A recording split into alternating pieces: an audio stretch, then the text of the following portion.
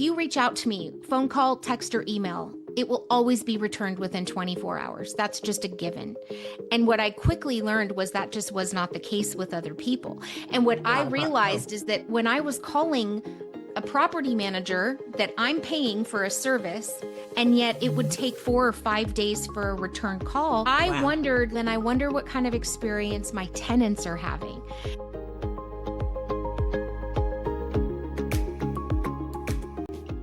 Hello, I'm Dr. Cynthia Tant here in Pensacola, Florida, and I have the honor of speaking with Rebecca Del Pozo from Tacoma, Washington, correct? Yes, Did I get ma'am. you right? Okay. We are on different parts of the world or not the world, the United States. And we were just talking about, I was just in Alaska last week and up in that area, beautiful. Seattle, the weather was amazing. Everyone told us it's sunny out. It's never sunny the whole time. Even in Seattle, they go, the sun never comes out. It was beautiful.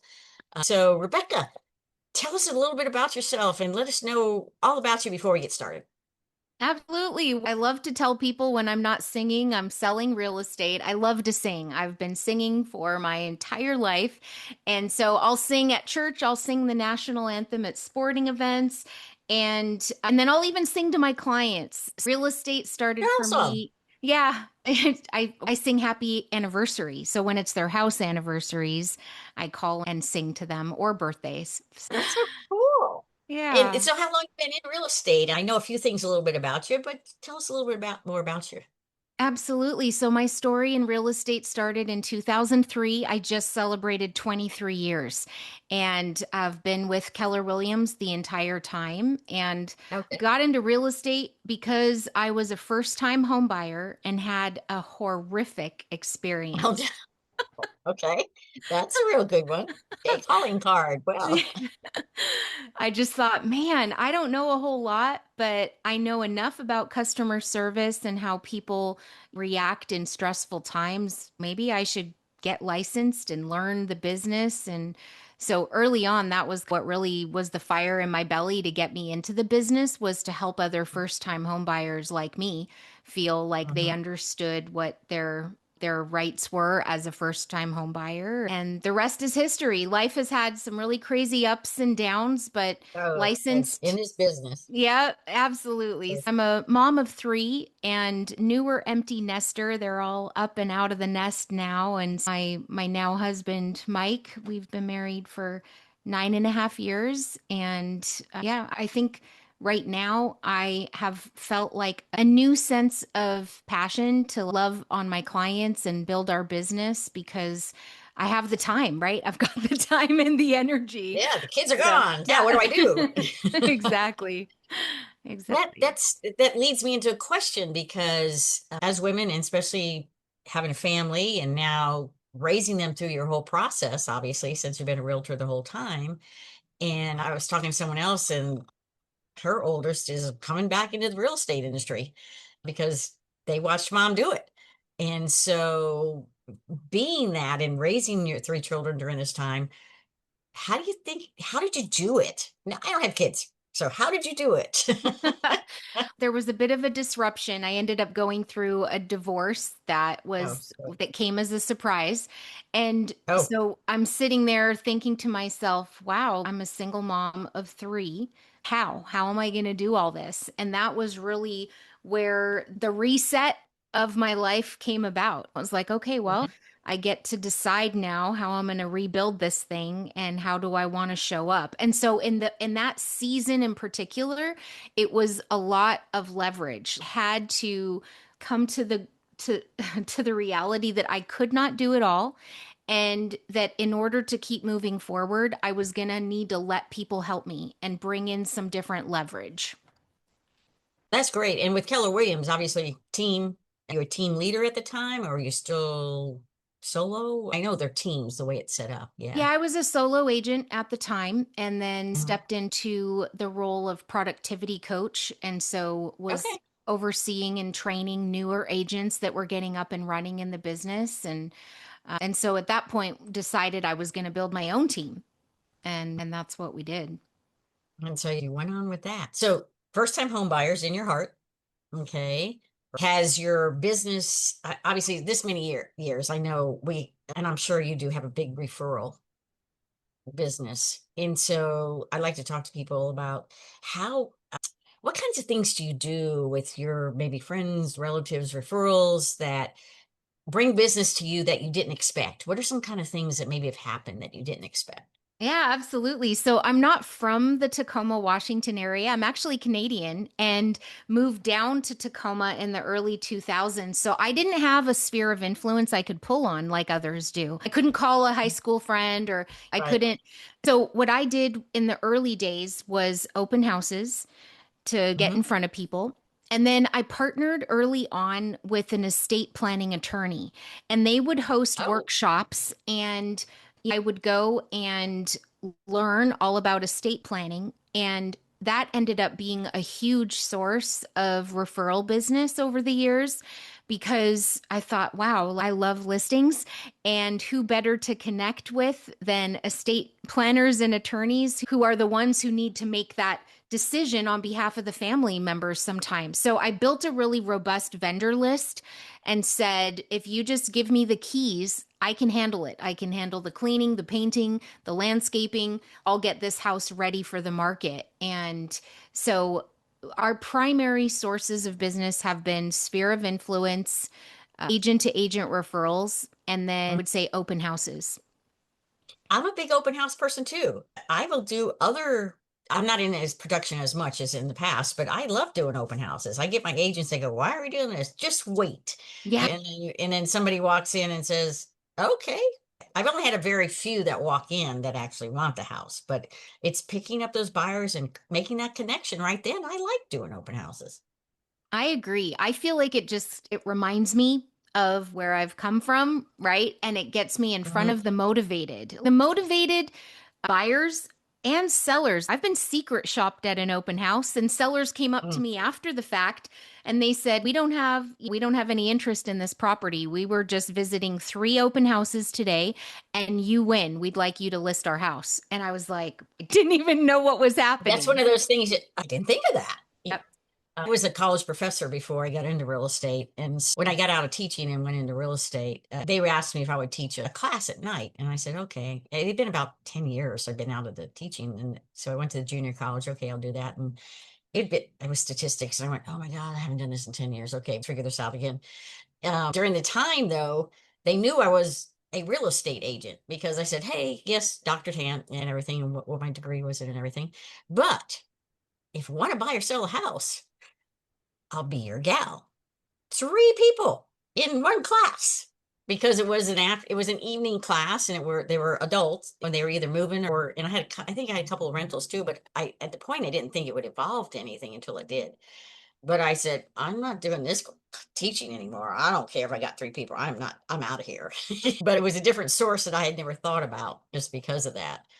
What's one or two tips for a successful open house, do you believe, that had happened to you in the past, or how to get the people there, or That's a great that's a great question. I've gone all over the place. I do remember the day that I was there with water bottles and cookies and there were so many cookie crumbs all over the floor and I was driving home and I was like, I need to buy a vacuum and just leave it in my trunk permanently. And then I was like, do I even really need to feed people? If they're really there for the right reasons, do yeah, I need to give them cookies? yeah. And so that day, I just was like, nope, no more water bottles and cookies if they're there and they're serious. So I feel like I've gone the full spectrum. I would Oh, say that if yeah, you're supposed to cook the cookies in the oven so you have the smell. No. Yeah, I here would be my advice is keep it simple so that So, you want to do open houses. You know, in mhm. in the greater Seattle Tacoma area, it rains a lot and so Yeah, I it was like make sure I have the right jacket with a hood, make sure that I've got a towel in the back to wipe my signs down because they're going to get rained on. Keep it so simple that there's no excuse not to do them. That would be yeah, my advice. And then the other thing is we're talking and eventually I say we should connect. Let me get your number. And I pull up my phone and I just go, "Let me get your number." If I do that interaction with you, You're more likely to be honest and give me your contact information than in an open house sign in where people lie and Right, just say Sally Smith and then they don't put their real phone number. right, So I would just right, say right. keep it simple and then just be relational with people. I do it in a way that it's like, I'm just there to make some new friends today. What I've found has been pretty successful in this area is we have Feeding the Gulf Coast, which is every, gosh, what is it? It's every dollar or something. Maybe it's $5 raised. I can't remember now. We just did it. I Someone else handles it now, but it has 10 meals, you know. Okay. So I advertise that everyone who shows up, we're providing 10 meals to Feeding the Mm, Gulf Coast. And so I've been getting a lot of response for that. I People are love just coming by, that. can we feed the people? I go, sure. And then I go right away, let me do this because I got to record it. And so last year we did over 3,000 meals of That's just on open amazing. houses. And we advertise it all year. Obviously, we get the big push at Thanksgiving and Christmas and stuff, but we advertise it for the whole year.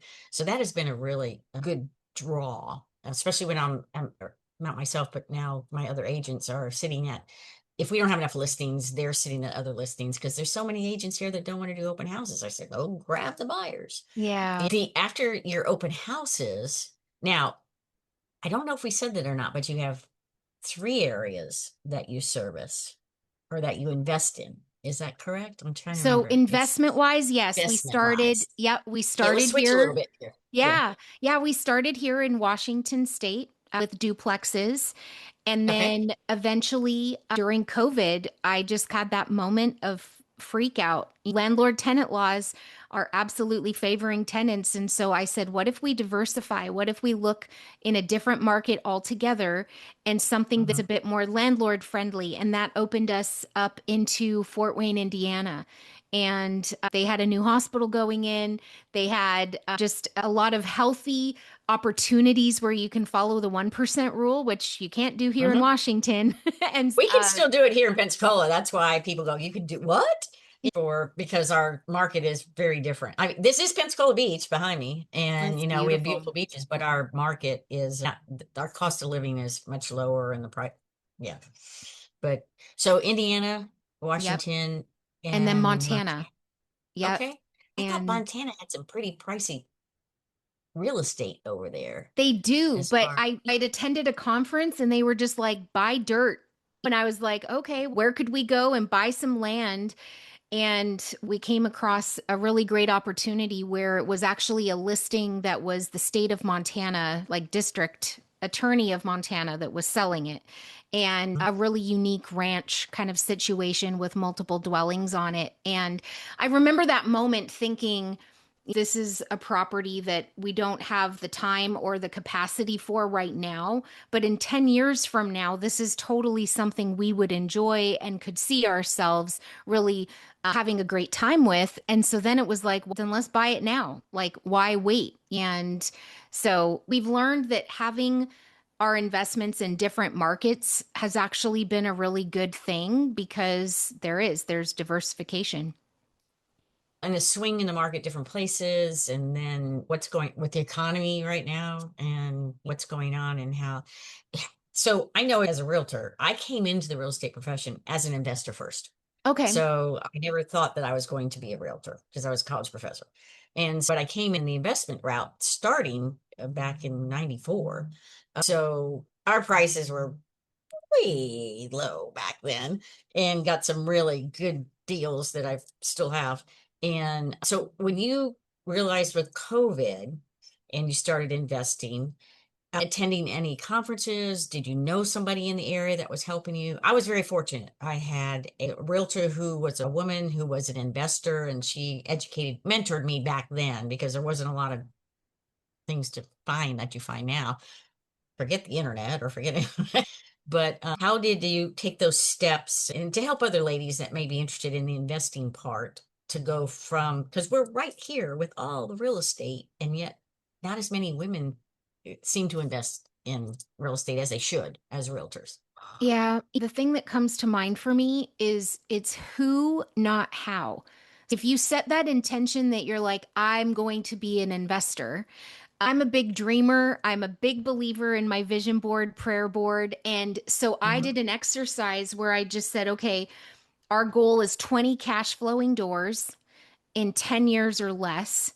And let's imagine ourselves having already completed it. At 20 doors, are we self managing or do we have property managers? Are Mhm. we financing or have we purchased with cash? What does that look like? And literally embodying that future version of myself, we made a Mhm. decision early on that it was going to be with property managers. And so, good, trustworthy property Good property. managers have actually Yeah. brought us the next few deals that we ended up buying because they knew what our buy box was. And Right. then I would, when we were ready, I'd say, okay, we're looking for our next project, we're looking for our next property. And I'd call all the property managers and say, okay, what do you got? And so I think that for me personally, I've self managed and I'm too nice, I'm too soft, call it what you want. It just, I had Can't other, believe the stories. You can't believe the stories. You have to, exactly. this is the way it goes. Yeah. And I had to visualize the real estate division of my business as a standalone business separate from my real estate division.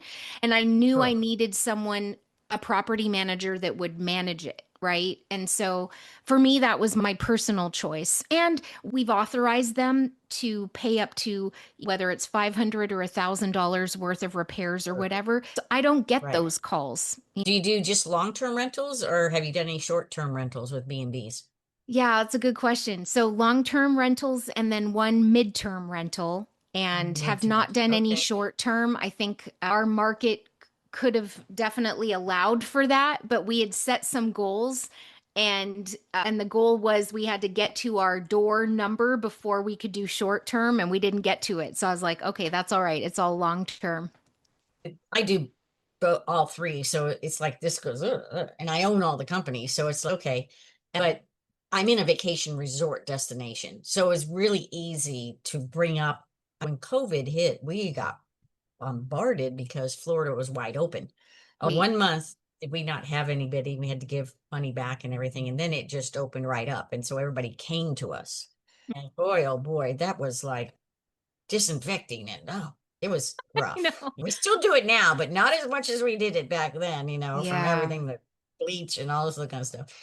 When you went to select your property manager, we're talking a little bit around circles of different things, but when you went to go select the property management company, what criteria did you use? Or were there referrals? Somebody gave you referrals? How'd you do that? Oh, such a good question. Sometimes, like, how can I say this politely? Sometimes you inherit the property manager and the tenants when you With the, purchase something.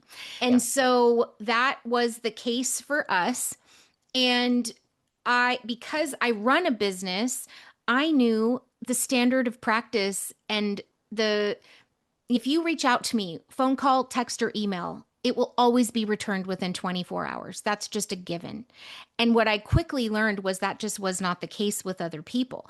And what Oh, I God. Oh, realized is that when I was calling a property manager that I'm paying for a service, and yet it would mhm. take 4 or 5 days for a return call, Oh gosh. I Wow. wondered, then I wonder what kind of experience my tenants are having.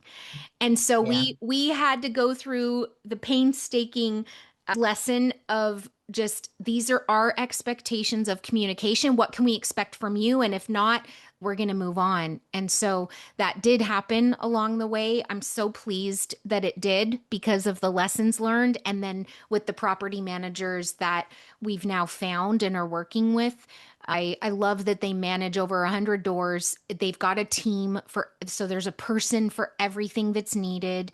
So for Mhm. me, communication is Communication. such a Yeah. big part of it.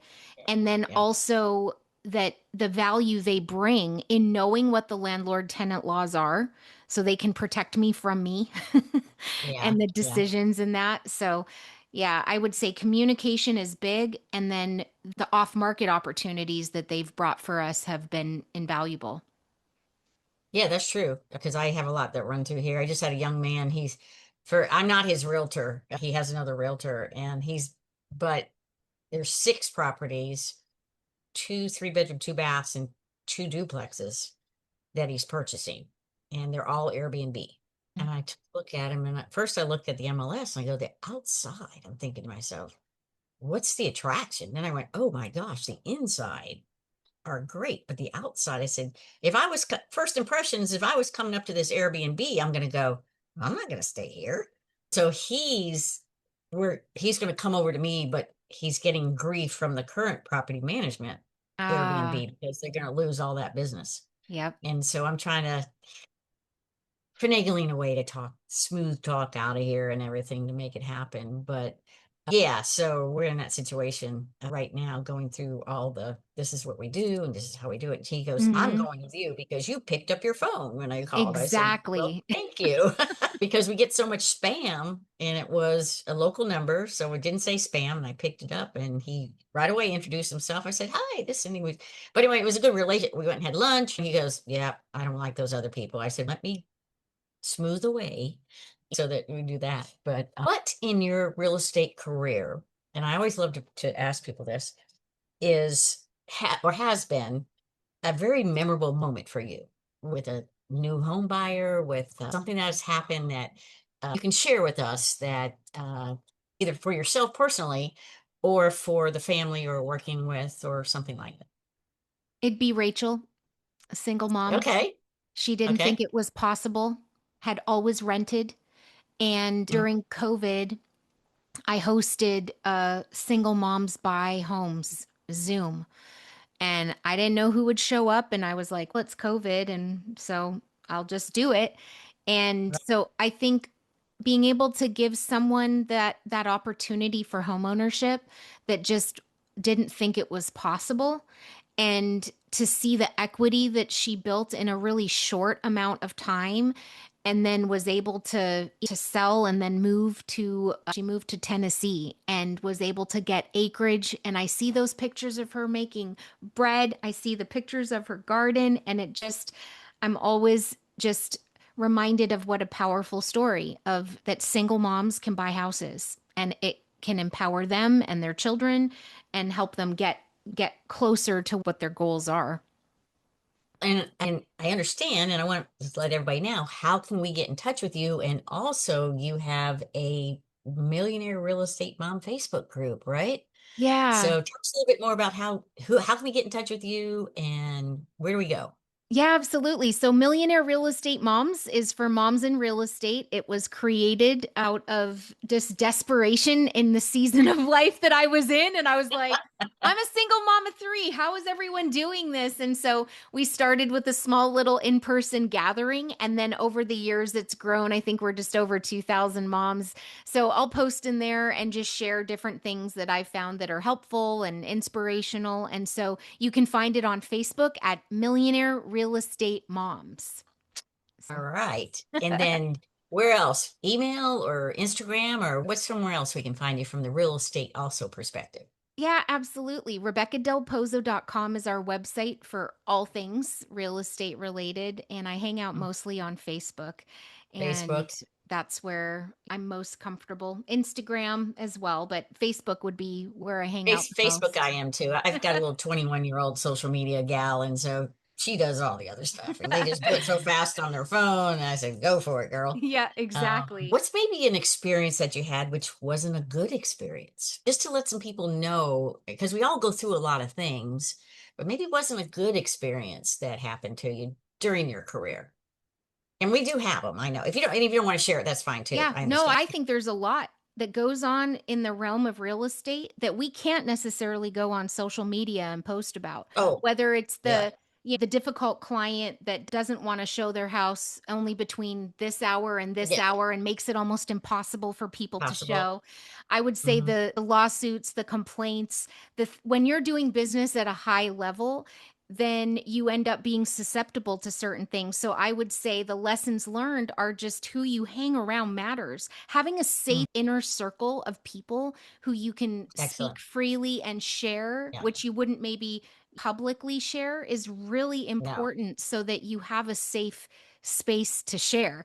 And then the other thing is the experts. I don't know it all, and I don't want to know it all. And so surrounding yourself with the right attorneys, the right tax preparers, the people that are much, much smarter than me who can give me that advice. I'm working hard. I'm good at making money. What do I do with it next? Right. And so just really having that circle of people that you trust, I think is really important.